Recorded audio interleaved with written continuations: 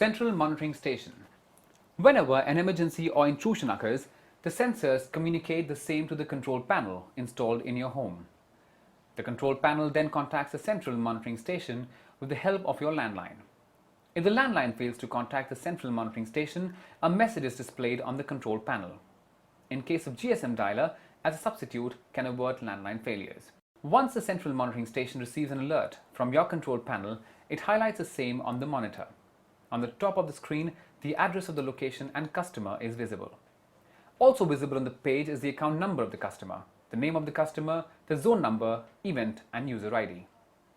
The operator of the system then gets in touch with the owner of the electronic security system immediately to confirm the authenticity of the alert. To do this, he asks for the customer to identify himself by asking for the password given to them during the time of installation. In case he cannot get in touch with you, he will try and contact the alternate numbers provided by you. The operator then gets in touch with the right authority, be it police or the fire department or the hospital, and then informs them of the emergency. Get the Eurovigil electronic security solutions from Eureka Forbes today and keep your loved ones safe and secure.